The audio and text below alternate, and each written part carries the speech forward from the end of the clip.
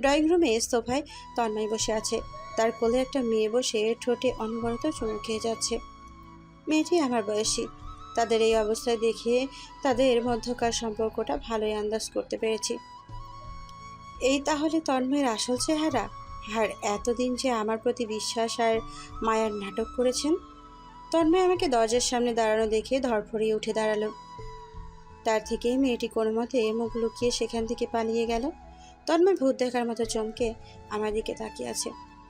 এটাই তাহলে আপনার আসল রূপ, তাই না? কেন করলেন তন্ময়? কেন আমার সাথে এত বড় খেলা খেললেন? তৃষ্ণা, তুমি ভুল ভাবছো, বিশ্বাস করো। বিশ্বাস? হ্যাঁ, তাও আবার আপনাকে?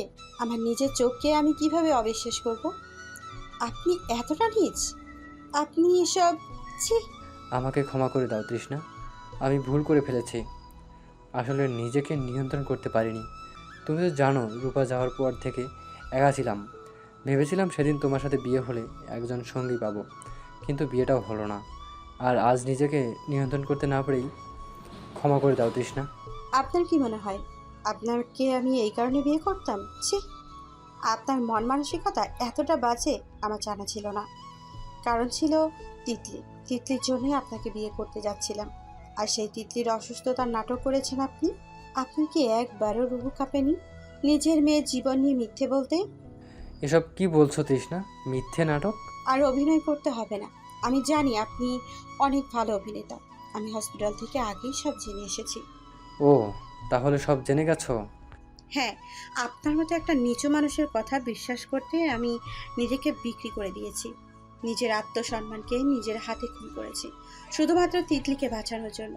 কিন্তু আমি তো জানতাম না বাবা নামক এই কীটটা এত খারাপ যে নিজের মেয়েকে মিথ্যে বলে টাকা হাতায়। আপনি বাবা হওয়ার যোগ্য নন। বাবা নামের কলঙ্ক আপনি। আর কিছু বলার আগেই তন্ময় আমার গালে ঠাস করে একটা থাপ্পড় বসিয়ে দিলেন। অনেক বড় বড় কথা বলতে শিখে গেছিস দেখছি। তাই এত সাহস কোথায় পেলি? নির্ঝর দিয়েছে বুঝি? আমার মেয়ে মরার নাটক করি বা মেরে ফেলি, তাতে তোর কি আসে যায়? মেয়েটা তো তোর নয়, আমার মেয়ে, আমার অধিকার। এতই যখন তোর অধিকার ফলানোর ইচ্ছা হয়, তখন একটা মেয়ে জন্ম দিয়ে নি না। আর আমার ক্যারেক্টার সার্টিফিকেট কে চেয়েছে তোর কাছে? তুই নিজেও তো নির্ঝরের সাথে রাত কাটিয়েছিস, এখনও কাটাচ্ছিস। রাতের অন্ধকারে বন্ধ দরজার আড়ালে নির্ঝর আর তোর মাঝে কি হয় আমি বুঝি না ভেবেছিস? ছি! আপনার এই নোংরা মুখ দিয়ে এসব নোংরা কথা বের হতে পারে? আরে চুপ! যত শুনেছি তত শোনাচ্ছিস। বেরিয়ে যা আমার বাড়ি থেকে। আমার মেয়ের ত্রিসীমানায়ও যেন আর না দেখি তোকে। তিতলি আমার মেয়ে, আর আমার মেয়ের আশেপাশে থাকার অধিকারও আমি তোকে দেব না। তন্ময় আমার হাত ধরে টেনে আমাকে বাড়ি থেকে বের করে করে দরজা দিয়ে ভেতরে বন্ধ করে দিলেন। তন্ময় এমন করবেন না প্লিজ। আমাকে তিতলির থেকে দূরে করবেন না। আমি মরে যাব তিতলিকে ছাড়া। প্লিজ দরজাটা খুলেন। তিতলি আমার কলিজার টুকরো। ওকে ছাড়া আমি বাঁচবো না। আমি যে ওর মা তন্ময়।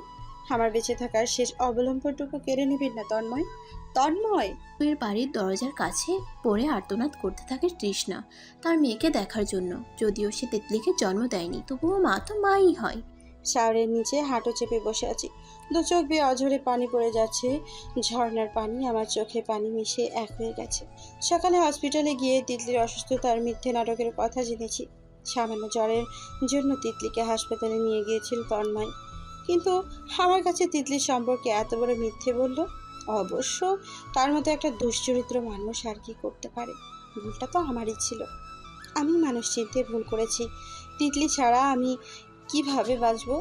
আমাকে মাতৃত্বের প্রথম অনুভূতি দিয়েছে তিতলি। মা হওয়ার পরিপূর্ণতা আমি তিতলি ছোট ছোট হাতের স্পর্শে পেয়েছি। জন্ম না দিয়েও আমি তিতলির মা হয়ে উঠেছি। রূপাপুর মৃত্যুশয্যায় তাকে কথা দিয়েছিলাম তিতলিকে সবসময় নিজের মেয়ের মতো আগলে রাখবো। কিন্তু কিভাবে? তন্ময়ের যে রূপ আজ দেখলাম তাতে করে তার ওপর আর বিশ্বাস করা যায় না। ভীষণ ভয় করছে তিতলিকে হারানো। সেই সাথে এত বড় ধোঁকা পেয়ে কষ্টও হচ্ছে প্রচুর। শাওয়ারের পানিগুলো দ্রুত বেগে আসা তীরের মতো শরীরে পড়ছে। জানি না কতক্ষণ এভাবে ছিলাম। অনেকক্ষণ পর ভেজা শাড়িটা পাল্টে ওয়াশরুম থেকে বেরিয়ে এলাম। শরীরে বিন্দু মাত্র শক্তি পাচ্ছি না। মাথাও কেমন ভার হয়ে আছে। ভেতরে চুলেই বিছানায় ভেজা চুলেই বিছানায় গায়ে এলিয়ে দিলাম। কখন যে ঘুমের দেশে পাড়ি দিয়েছি বলতে পারবো না। রাত 11টার দিক দিয়ে আকাশে মেঘ গর্জে ঝুম বৃষ্টি শুরু হয়। বৃষ্টি শুরু হওয়ার কিছুক্ষণ আগে নিঝর বাড়ি ফিরে ঘরে ঢুকে সে তৃষ্ণাকে ঘুমন্ত অবস্থায় পায়। ল্যাপটপ রেখে টি শার্ট আর ট্রাউজার নিয়ে ওয়াশরুমে ঢুকে পড়ে সে। বেশ লম্বা একটা শাওয়ার নিয়ে বেরিয়ে এসে তৃষ্ণাকে আগের মতোই ঘুমিয়ে থাকতে দেখে কিছু একটা খটকা লাগে নিঝরের। বিছানার কাছে এগিয়ে গিয়ে তৃষ্ণার কপালে হাত রাখতেই চমকে উঠেছে। জ্বরে তৃষ্ণার গা পুড়ে যাচ্ছে। এই জ্বরটা যে কাল সারা রাত ব্যালকনিতে দাঁড়িয়ে বৃষ্টিতে ভেজার জন্য হয়েছে এটা নিঝর ভালোই বুঝতে পারছে। নিঝর তৃষ্ণাকে অনেক ডাকাডাকি করে কিন্তু তৃষ্ণা সাড়া দেয় না। রাত প্রায় 12টার কাছাকাছি, তার উপর মুষলধারে বৃষ্টি। নিঝর তার এক ডাক্তার ফ্রেন্ডকে ফোন করলে সে তৃষ্ণার মাথা ধুয়ে দিয়ে তৃষ্ণাকে যথাসম্ভব উষ্ণতায় রাখতে বলে। নির্ঝর কোনো সার্ভেন্টকে না ডেকে নিজেই তৃষ্ণার মাথায় পানি ঢালতে থাকে। অনেকক্ষণ পানি ঢেলেন শরীর মুছিয়ে দেওয়ার পর তৃষ্ণার জ্বর হালকা একটু কমে এলে নিজের ক্লান্ত শরীরে তৃষ্ণার পাশেই ঘুমিয়ে পড়ে। রাত 3টার দিকে তৃষ্ণা ঘুমের মাঝে নিঝরকে আষ্টে পিষ্টে জড়িয়ে ধরে। একটু আগে নিঝরের চোখ লেগেছিল। তৃষ্ণার এভাবে জড়িয়ে ধরায় নিঝরের ঘুম ভেঙে যায়। চোখ মেলে তৃষ্ণার মুখটা ঠিক তার মুখের সামনে দেখতে পায় নিঝর। জ্বর থাকায় তৃষ্ণার মুখে এক লাল আভা ফুটে উঠেছে। সেই সাথে তার গরম নিঃশ্বাস নিঝরের চোখে মুখে আছড়ে পড়ছে। নিঝর বাম হাত দিয়ে আলতো করে তৃষ্ণার কপালে এলোমেলো হয়ে পড়ে থাকা চুলগুলো সরিয়ে দিল। তৃষ্ণার ঘুমন্ত লালচে মুখে নিঝরের চোখে নিশান ধরিয়ে দিচ্ছে। তৃষ্ণার হালকা গোলাপি উষ্ঠদয় জ্বরের কারণে শুকিয়ে গেছে। নিঝরের ইচ্ছে হচ্ছে তৃষ্ণার চোখে মুখে ভালোবাসার পরশ ছুঁয়ে দিতে, শুকনো ঠোঁটদয় ভালোবাসার স্পর্শ দিয়ে ভিজিয়ে দিতে। নিঝর পরক্ষণেই নিজেকে সামলে নিয়ে তৃষ্ণার কাছ থেকে একটু দূরে সরে গেল। সে যা করতে চাচ্ছে সেটা ঠিক না। তৃষ্ণার অবচেতন অবস্থায় সুযোগ নিয়ে কিছু করা তার ঠিক হবে না। নিঝর একটু সরে গেলে তৃষ্ণা অর্ধচেতন অবস্থায় নিঝরের দিকে পুনরায় এগিয়ে গিয়ে নিঝরকে জড়িয়ে ধরে। এবার আর নিঝর তৃষ্ণার ভালোবাসার উষ্ণতাকে অগ্রাহ্য করতে পারে না। সে নিজেও তৃষ্ণাকে সমস্ত শক্তি দিয়ে নিজের সাথে মিশিয়ে নেয়। তৃষ্ণা অন্তর্জ্ঞানীয় অবস্থায় থাকলেও জ্বরের ঘোরে কোনো বাধা দিচ্ছে না। নির্ঝরের ভালোবাসা সাড়া দিয়ে সে নিঝরের ঠোঁটে নিজের ঠোঁট চেপে ধরে। বাইরে বৃষ্টির বেগ যেন আগের থেকেও অনেকাংশে বেড়ে গেছে। সেই সাথে পাল্লা দিয়ে বইছে ঝড়ো হাওয়া। মনে হচ্ছে সব যেন লণ্ডভণ্ড হয়ে যাবে আজকে রাতেই।